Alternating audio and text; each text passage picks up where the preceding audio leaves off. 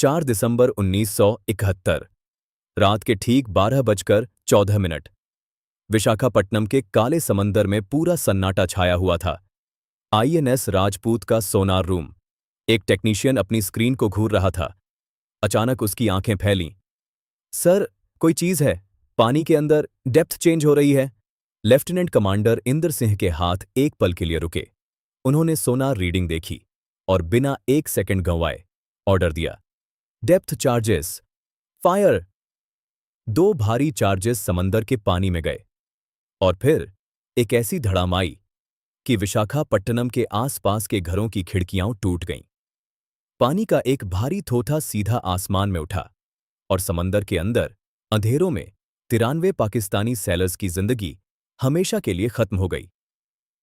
PNS गाजी, पाकिस्तान की सबसे खतरनाक सबमरीन, डूब चुकी थी।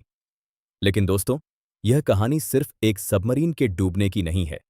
यह कहानी है एक ऐसी सोच की, एक ऐसी चाल की जिसके सामने पाकिस्तान की पूरी नेवी धोखा खा गई और उसे आज भी सच में पता नहीं कि हकीकत में क्या हुआ था। आज हम आपको सुनाएंगे ऑपरेशन पीएनएस गाजी की पूरी कहानी। बात 1964 की है। अमेरिका ने अपनी एक पुरानी दूसरे विश्व युद्ध की सबमरीन, जिसका नाम था यूएसएस डायब्लो, उसे पाकिस्तान को उधार दे दिया। पाकिस्तान ने इसका नाम बदला, नाम रखा पीएनएस गडाजी। गडाजी का मतलब होता है वो जो दुश्मन को हराकर जीता हो। यह नाम उन्होंने सोच समझ कर रखा था, क्योंकि यह सिर्फ एक हथियार नहीं था उनके लिए, यह एक अभिमान की बात थी। और 1965 की जंग में गाजी ने अपनी पहली कमाई भी कर ली। वो इंडियन वाटर्स में दाखिल हुआ, माइंस बिछाईं और बिना किसी नुकसान के वापस आ गया। पाकिस्तान में उसे हीरो की तरह ट्रीट किया गया। अब 1971 आ गया और इस बार की लड़ाई सिर्फ जमीन पर नहीं, पानी के नीचे भी लड़नी थी। भारत के पास था आईएनएस विक्रांत, देश का पहला एयरक्राफ्ट कैरियर, एक चलती फिरती हवाई अड्डे की तरह, जिसके प्लेन पूरे बंगाल की खाड़ी पर हमले कर सकते थे। पाकिस्तान के बड़े अफसर जानते थे, जब तक विक्रांत है, ईस्ट पाकिस्तान को बचाना नामुमकिन है। तो पाकिस्तान ने एक फैसला सुनाया, गाजी को भेजो और विक्रांत को खत्म करो। 14 नवंबर 1971 कराची का बंदरगाह। एक खामोशी छाई हुई थी।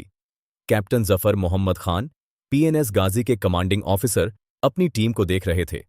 11 ऑफिसर्स, 82 सेलर्स, 93 जिंदगियां जो इस मिशन पर जा रही थीं। मिशन एकदम साफ था, बंगाल की खाड़ी में जाओ, आईएनएस विक्रांत को ढूंढो, तबाह करो। गाजी की खासियत थी कि वो 11,000 नॉटिकल माइल्स तक बिना रुके चल सकता था और पानी के अंदर पूरे 1 महीने तक छुप सकता था। पाकिस्तान के पास यही एक सबमरीन थी जो इतनी दूर तक ऑपरेशन कर सकती थी। लेकिन एक चीज थी जो पाकिस्तान नहीं जानता था। भारत को यह सब पता चल चुका था। नवंबर 1971 की शुरुआत। मेजर धर्मदेव दत्त एक वायरलेस इंटरसेप्शन यूनिट के कमांडिंग ऑफिसर थे।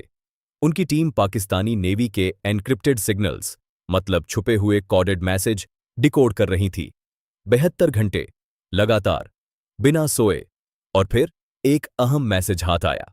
उसमें लिखा था, पाकिस्तान अपनी सबमरीन गाजी को बंगाल की खाड़ी में भेज रहा है। मिशन सिर्फ एक, आईएनएस विक्रांत को नष्ट करना। यह खबर सीधे पहुंची वाइस एडमिरल एन कृष्णन के पास। वो भारत के ईस्टर्न नेवल कमांड के कमांडर इन चीफ थे। विशाखापट्टनम उनका हेडक्वार्टर था। कृष्णन ने एक पल सोचा और फिर उन्होंने जो प्लान बनाया वो नेवल हिस्ट्री में एक अलग ही जगह रखता है। वाइस एडमिरल कृष्णन के सामने 2 रास्ते थे। पहला रास्ता, आईएनएस विक्रांत को सीधे बंगाल की खाड़ी में भेजो, गाजी से सीधे लड़ने दो। लेकिन यह बहुत बड़ा रिस्क था। अगर गाजी ने विक्रांत को टारपीडो मार दिया तो भारत की पूरी नेवल ताकत एक ही रात में खत्म। दूसरा रास्ता, गाजी को धोखा दो। कृष्णन ने दूसरा रास्ता चुना और जो जाल उन्होंने बिछाया उसकी मिसाल मुश्किल से मिलती है। पहला कदम, आईएनएस विक्रांत को गायब कर दो। विक्रांत को चुपचाप अंडमान द्वीप के पास एक सीक्रेट जगह भेज दिया गया, जिसका कोडनेम था पोर्ट एक्स-रे। वहां से गाजी की पहुंच नामुमकिन थी। दूसरा कदम, एक बूढ़ा जहाज बना विक्रांत। विशाखापट्टनम की बंदरगाह में एक पुराना घिसा पिटा डिस्ट्रॉयर खड़ा था, आईएनएस राजपूत। इतना पुराना कि उसे रिटायर करने की तैयारी चल रही थी। तीसरा कदम, नकली रेडियो ट्रैफिक। आईएनएस राजपूत पर से भारी भारी रेडियो सिग्नल्स भेजे जाने लगे। एविएशन फ्यूल की डिमांड की गई। बड़े राशन की लिस्ट बनाई गई। पूरी एक्टिविटी ऐसे की गई जैसे भारत का सबसे बड़ा कैरियर वहां मौजूद हो। और चौथा और सबसे शातिर कदम, वाइस एडमिरल कृष्णन ने खुद मद्रास के नेवल ऑफिसर को फोन किया। लेकिन वो कॉल जानबूझकर ऐसी जगह से की गई जहां पाकिस्तानी एजेंट सुन सकते थे। कॉल में कहा गया, आईएनएस विक्रांत जल्द विजाग पहुंचेगा, बर्थिंग तैयार रखो, बड़ी सप्लाई चाहिए। पाकिस्तान के कोड ब्रेकर्स ने यह सब पकड़ लिया। उन्हें लगा विक्रांत विशाखापट्टनम में है। पाकिस्तानी नेवी पर जाल फेंका जा चुका था। 1 दिसंबर 1971 रात, कैप्टन जफर मोहम्मद खान को कराची से ऑर्डर मिला, जॉन विक्टर में दाखिल हो। इंटेलिजेंस कहती है कैरियर पोर्ट में है। जॉन विक्टर पाकिस्तान का कोडनेम था विशाखापट्टनम के लिए। गदाजी ने अपना कोर्स मोड़ा और विजाग की तरफ बढ़ने लगा। रात के अंधेरों में एक भारी सबमरीन भारत के समुद्री इलाके में दाखिल हो रही थी। 1 दिसंबर की रात को गाजी विशाखापट्टनम के नेविगेशनल चैनल में आ गया। लेकिन यहां एक मुश्किल आई। पानी इतना गहरा नहीं था। गाजी ज्यादा नीचे नहीं जा सकता था और इतनी देर अंदर रहने की वजह से सबमरीन के अंदर एक खतरनाक हाइड्रोजन गैस बनने लगी, जो अंदर ही अंदर बंद हो गई। गाजी को मजबूरन थोड़ा सरफेस के पास आना पड़ा और उसी एक गलती ने उसकी पूरी कहानी खत्म कर दी। 3 दिसंबर 1971 रात के 10:30 बजे वाइस एडमिरल कृष्णन ने लेफ्टिनेंट कमांडर इंदर सिंह को बुलाया। इंदर, गाजी विजाग के पास है, अभी रिफ्यूल करो और पोर्ट से निकलो, वो आएगा, तुम्हें तैयार रहना है। आईएनएस राजपूत ने फ्यूल लिया और खामोशी से पोर्ट से निकल गया। राजपूत एक पुरानी थकी हुई डिस्ट्रॉयर थी। उसकी सोनार सिस्टम नॉर्मल थी। कोई बड़ा हथियार नहीं, कोई एडवांस टेक्नोलॉजी नहीं। लेकिन एक चीज जरूर थी, एक कैप्टन जिसके हाथ मौके पर कांपते नहीं थे। 3 और 4 दिसंबर की दरमियानी रात के 12:14 राजपूत के सोनार रूम में टेक्नीशियन की आंखें एकदम फैलीं। सर, मूवमेंट, पानी के अंदर कोई है। इंदर सिंह ने सोनार रीडिंग देखी, 1 सेकंड के लिए आंखें बंद की और फिर ऑर्डर दिया, डेप्थ चार्जेस, फायर। 2 चार्जेस समंदर के अंदर गए और फिर एक धमाके की आवाज, इतनी भयानक कि दूर दूर तक सुनाई दे। आसमान में पानी का एक भारी लहर उठी और समंदर के नीचे 93 पाकिस्तानी सेलर्स हमेशा के लिए खामोश हो गए। पीएनएस गांजी डूब चुका था। 4 दिसंबर 1971 सुबह का वक्त। विशाखापट्टनम के मछुआरों ने कुछ अजीब देखा। तेल के धब्बे और तैरता हुआ मलबा, एकदम किनारे के पास। लेफ्टिनेंट श्रीधर मोर ने डाइवर्स भेजे। वो वापस आए और बोला, सर, वो एक सबमरीन है, 300 फुट से भी बड़ी। मोर ने अपनी रेफरेंस बुक खोली। पाकिस्तान के पास सिर्फ एक सबमरीन थी, इतनी बड़ी। उन्होंने सिग्नल भेजा, PNS Ghazi has been destroyed. पूरी इंडियन नेवी में एक लम्हे का सन्नाटा छा गया। फिर एक जबरदस्त जवाबी चीयर। अब आईएनएस विक्रांत, जो पोर्ट एक्सरे में छुपा हुआ था, बंगाल की खाड़ी में आजाद था।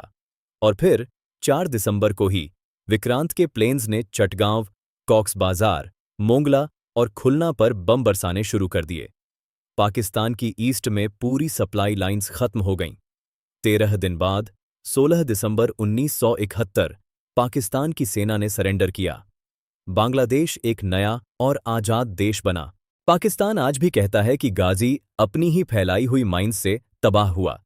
लेकिन 2024 में इंडियन नेवी के डीएसआरवी ने गाजी का मलबा ढूंढा, विजग से सिर्फ 2.5 किलोमीटर दूर, 100 मीटर की गहराई में। और उस मलबे में मिला एक क्लासिफाइड डॉक्यूमेंट। उसमें लिखा था, जॉन विक्टर में दाखिल हो। इंटेलिजेंस कहती है कैरियर पोर्ट में है। वही बात जो भारत ने गाजी को विश्वास दिलाई थी। गाजी एक छाया के पीछे भाग रहा था। आईएनएस विक्रांत कभी विशाखापट्टनम में था ही नहीं। वाइस एडमिरल कृष्णन ने बिना एक भी गोली चलाए सिर्फ अपनी सोच से गाजी को मौत के मुंह में धकेल दिया और इंद्र सिंह ने एक पुरानी घिसी हुई डिस्ट्रॉयर पर वो काम कर दिखाया जो भारत के लिए एक टर्निंग पॉइंट बन गया। दोस्तों, पीएनएस गाजी आज भी विशाखापट्टनम के साहिल के पास 100 मीटर की गहराई में पड़ा है, खामोश, हारा हुआ, अपनी गलत इंटेलिजेंस का शिकार। यह कहानी हमें याद दिलाती है कि जंग हथियारों से नहीं दिमाग से जीती जाती है। आपको यह कहानी कैसी लगी? नीचे कमेंट में जरूर बताइए। अगर वीडियो पसंद आई हो तो इसे लाइक और शेयर करें और चैनल को सब्सक्राइब जरूर करें, क्योंकि ऐसी और भी कहानियां आपको हमारे चैनल पर मिलती रहेंगी।